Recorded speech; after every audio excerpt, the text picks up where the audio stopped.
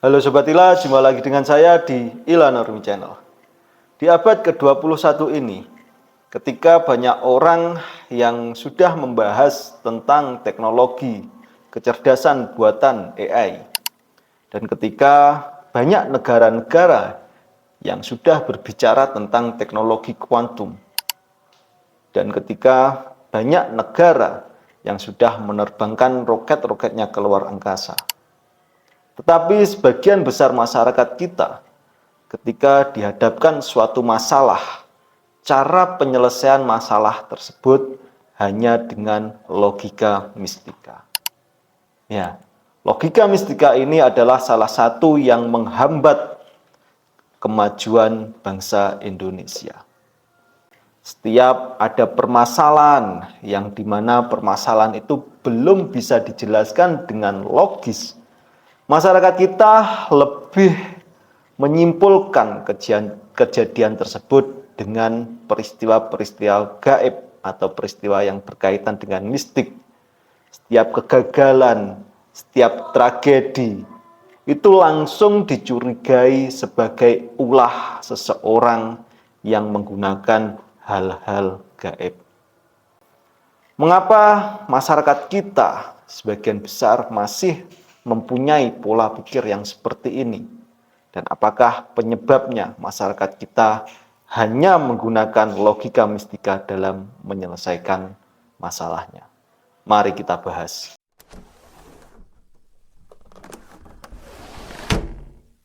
Ada sebuah kebakaran, pasti ulah jin. Ada anak yang sedang sakit keras, mungkin karena diguna-guna. Ada bisnis atau jual beli yang bangkrut, pasti ini ulah pesaing yang menggunakan hal-hal gaib untuk menutup usaha kita. Dan yang paling konyol, masyarakat kita ketika memahami sejarah seperti pembangunan Candi Prambanan, Candi Borobudur, yang menyebar di kalangan masyarakat kita dan yang dipercaya saat ini bahwasanya pembangunan dari candi-candi tersebut ada kaitannya dengan hal-hal gaib. Padahal sudah banyak teori-teori keilmuan yang menjelaskan tentang proses pembangunan terhadap Candi Prambanan maupun Borobudur itu. Ya, inilah yang dikatakan logika mistika, yaitu sebuah cara berpikir yang menolak untuk repot-repot mencari penjelasan secara rasional dan lebih memilih jawaban cepat yang berbumbu supernatural. Karena di dalam logika mistika itu tidak perlu untuk berpikir, tidak perlu repot-repot mencari sebuah fakta, hanya butuh meyakinkan seseorang terhadap suatu peristiwa tersebut. Dan itu digunakan sebagian besar masyarakat kita dalam melakukan atau menyelesaikan suatu permasalahan. Karena mengapa? Ya karena berpikir itu melelahkan, mencari fakta itu menyakitkan. Maka masyarakat kita yang memang mempunyai sifat malas, mistik jadi jalan pintas untuk menyelesaikan sebuah permasalahan, yang dimana permasalahan tersebut sebetulnya masih bisa dirasionalkan oleh akal manusia. Kita tidak bisa memahami masalah ini tanpa melihat sejarah yang terjadi di negara kita. Sebelum agama-agama besar seperti Islam, Kristen, Hindu, Buddha, Konghucu itu masuk ke bumi Nusantara, nenek moyang kita itu sudah hidup dalam sebuah keyakinan yang dimana keyakinan tersebut sangat mempercayai terhadap kekuatan hal gaib. Semua yang ada kaitannya dengan kesakralan itu dianggap ada penunggunya. Misalkan ada pohon besar, ada penunggunya. Ada batu yang mungkin bentuknya mirip apa, ada penunggunya. Sungai, gunung juga ada penunggunya.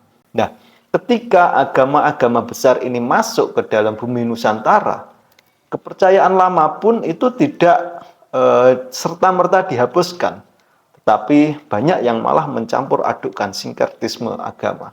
Nah, maka dari sini, dari sinkretisme agama ini, lahirlah sosok-sosok yang dikatakan dukun bersorban, di mana banyak paranormal yang bergelar ustadz, kiai, gus, membuka pengobatan ruqyah, tapi dengan tarif jutaan. Nah, ini bukan merupakan sebuah spiritualitas sebetulnya, tapi ini sebuah bisnis yang memakai kostum agama, yang dimana memang masyarakat kita itu sangat percaya sekali terhadap hal-hal gaib, dan sebagian besar masyarakat kita karena adanya sejarah tadi itu menyebabkan masyarakat kita itu cara penyelesaian masalahnya itu masih sangat kental sekali dengan menggunakan logika mistika. Nah, dari sini para dukun bersorban tadi yang mengaku kiai, gus dan lain sebagainya tadi mengetahui hal seperti ini, dan itu dimanfaatkan. Dimanfaatkan untuk apa? Ya untuk kepentingan ekonomi mereka. Karena tarif biasanya dari dukun abal-abal ini itu tarifnya itu sangat fantastis sekali. Mulai dari jutaan bahkan sampai puluhan juta hanya untuk apa? Pengobatan ruqyah. Yang dimana penyakit yang diruqyah itu kalau dianalisis dari medis itu ada penyakitnya. Misalkan ada orang yang terkena liver, yang perutnya membuncit, membesar. Nah itu kalau dibawa ke orang yang saya sebutkan tadi, dukun bersorban tadi, pasti jawabnya kena santet. Karena perutnya membesar, isinya ini itu. Tapi kalau dianalisis medis, itu penyakitnya liver. Nah, di sini walaupun ketika ada seorang dokter yang sudah menjelaskan secara ilmiah tentang penyakit yang diderita seorang tersebut, tetapi masyarakat itu malah condong percaya dengan apa yang dikatakan oleh dukun bersorban tadi.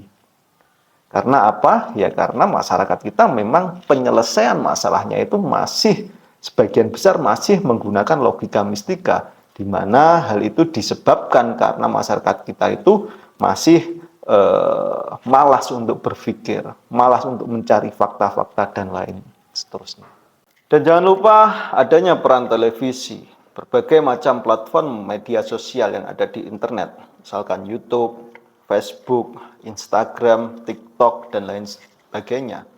Entah sudah berapa jam tayang yang kita habiskan untuk menyaksikan orang-orang kerasukan, rumah berhantu, boneka berarwah, dan segala bentuk suatu kebodohan yang sangat terorganisir. Dan anehnya, apa yang ditampilkan di dalam platform-platform media yang berkaitan dengan mistik itu, pasti ratingnya itu sangat tinggi sekali. Iklannya banyak, kalau di YouTube view-nya itu sangat banyak sekali. Sponsornya pun juga besar. Nah, mengapa bisa demikian? Ya karena pasar yang ada di Indonesia butuh hiburan, dan hiburannya yang diharapkan, yang diinginkan oleh sebagian besar masyarakat kita tentu yang berkaitan dengan hal-hal mistik. Karena apa? Ya karena sebagian masyarakat kita yang sudah seperti saya jelaskan di atas, bahwasanya cara penyelesaian masalahnya pun itu masih menggunakan logika mistika, dan ketika banyak hiburan yang berkaitan dengan hal-hal mistik, pasti otomatis akan ramai. Tapi perlu disadari bahwasanya ini bukan hanya sekedar tontonan.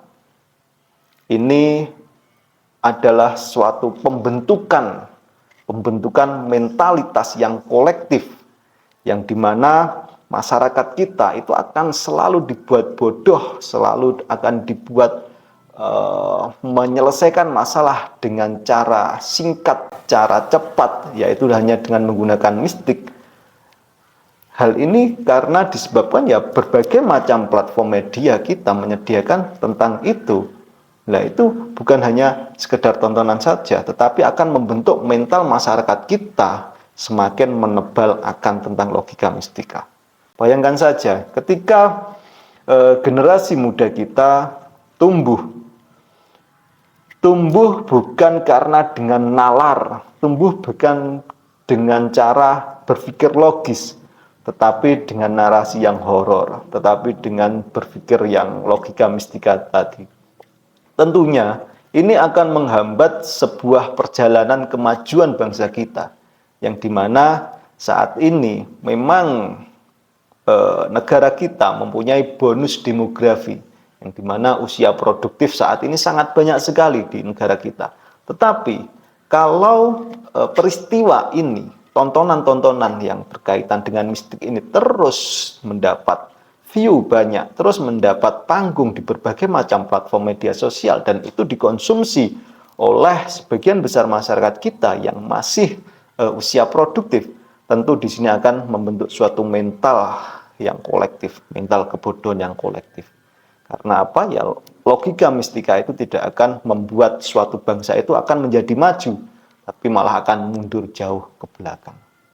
Dan lebih tragisnya, ketika ada seseorang yang mencoba berpikir kritis, mengajak masyarakat memahami suatu permasalahan yang bersifat wujud itu dengan logika, dengan sains, maka seseorang tersebut akan dicap sebagai orang yang tidak percaya dengan sesuatu yang hal gaib.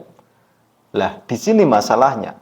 Ketika seseorang itu dicap tidak percaya dengan hal yang gaib, kalau di dalam Islam, maka capnya itu akan berkelanjutan menjadi musuh Islam, dan seterusnya, dan seterusnya. Karena apa? Karena kita mengetahui bahwasanya di dalam ajaran agama Islam itu meyakini, percaya kepada sesuatu hal yang gaib itu hukumnya wajib. Misalkan kepada Allah Subhanahu wa taala sifatnya juga gaib, malaikat, hari akhir, surga, neraka, akhirat itu gaib semua. Dan di dalam Islam kita wajib hukumnya untuk meyakini hal-hal seperti itu. Nah, perlu diketahui bahwasannya keimanan kepada Allah, malaikat, hari akhir, surga, neraka, akhirat, dan lain sebagainya itu adalah sebuah keimanan spiritual. Nah, sedangkan yang dikritisi oleh orang-orang yang kritis tadi itu bukan keimanan secara spiritual tadi, tetapi cara penyelesaian suatu masalah yang sifatnya itu nyata dikaitkan dengan penyelesaiannya itu dikaitkan dengan mistik. Misalkan penyelesaian atau penjelasan untuk ekonomi, penjelasan untuk pendidikan, penjelasan untuk kesehatan.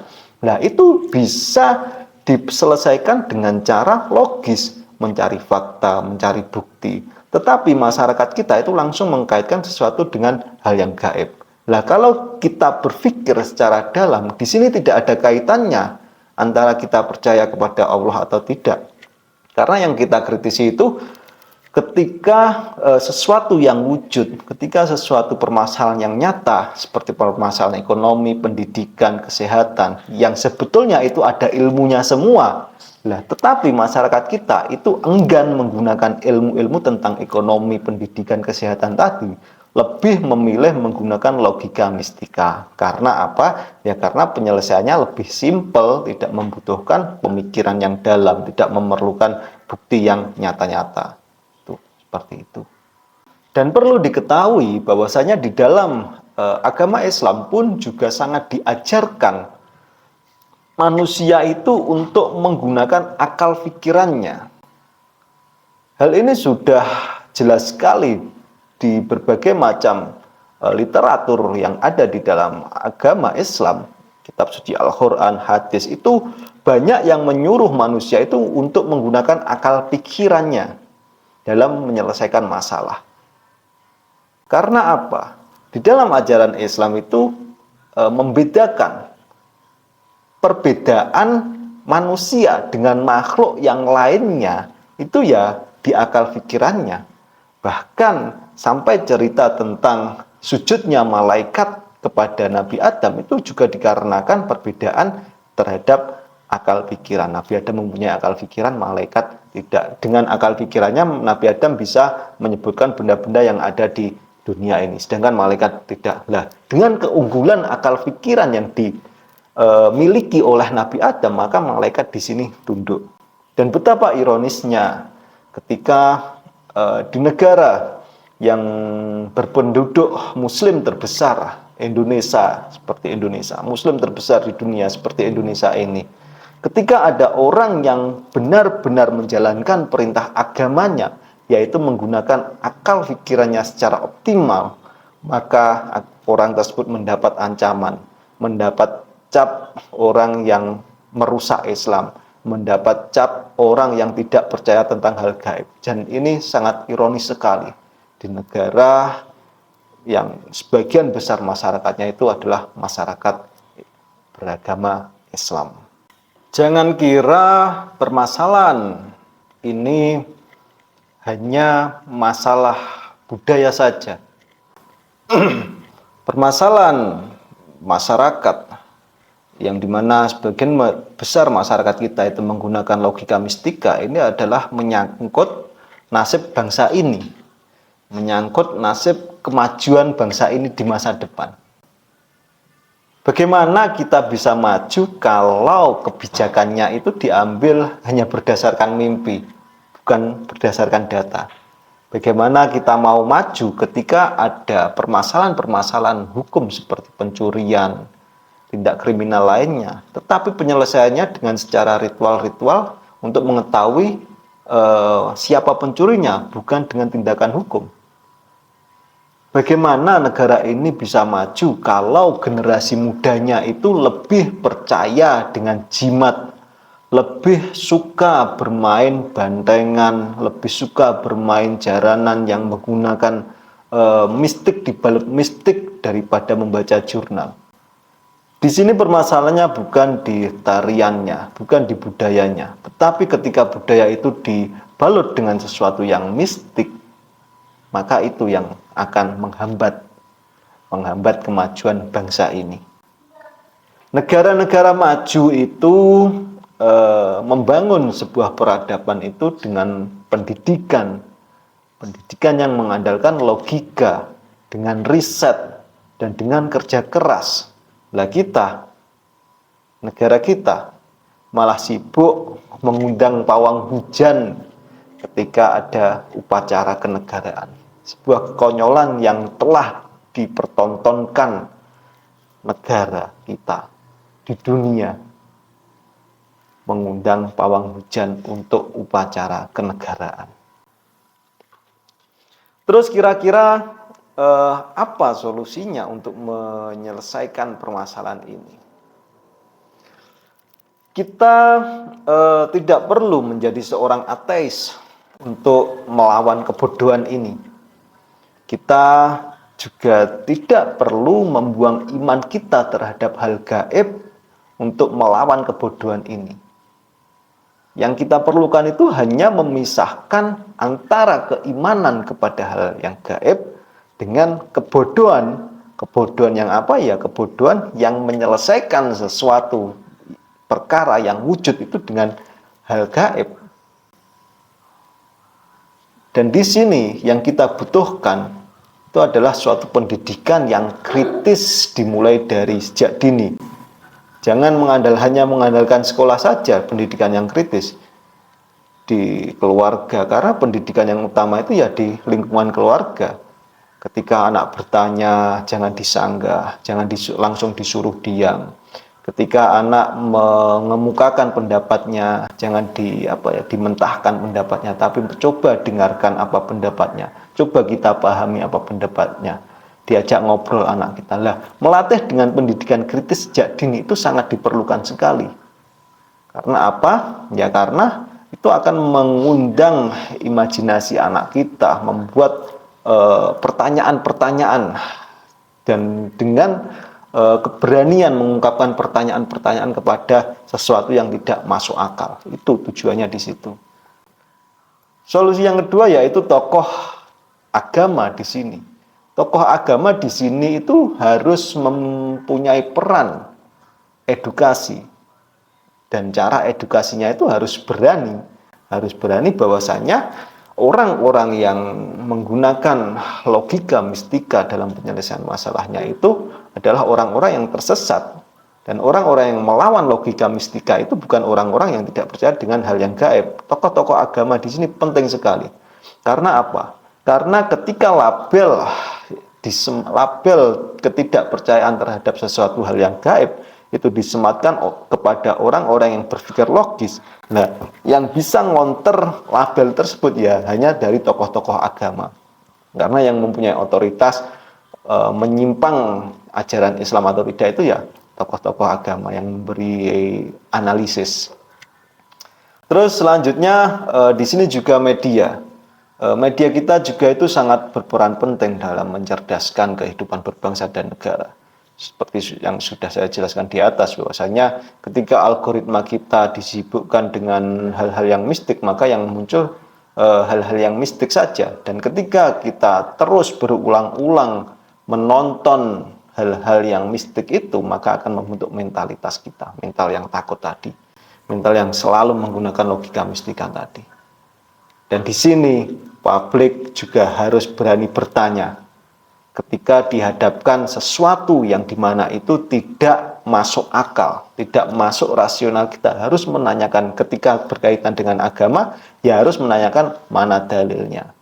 Ketika berkaitan dengan sains, yang harus berani menanyakan mana datanya, mana logikanya, dan seterusnya, dan seterusnya. Seperti itu.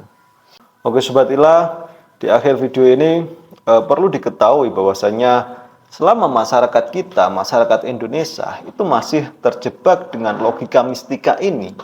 Selama tokoh-tokoh palsu ini masih dianggap suci, dukun-dukun bersorban ini masih dianggap suci.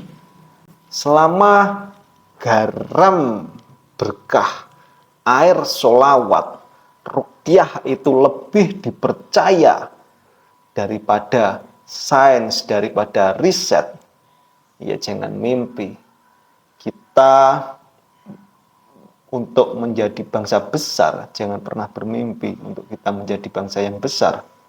Karena apa? Ya karena bangsa yang besar itu bukan dibangun oleh jin dan tuyul seperti cerita-cerita sejarah kita tentang peradaban pembangunan Candi Borobudur, Candi Prambanan. Bukan seperti itu peradaban besar dibangun. Tetapi perlu diketahui bahwasanya peradaban besar itu dibangun oleh akal sehat dan keberanian berpikir. Terima kasih sudah menyimak. Ketemu lagi di video selanjutnya.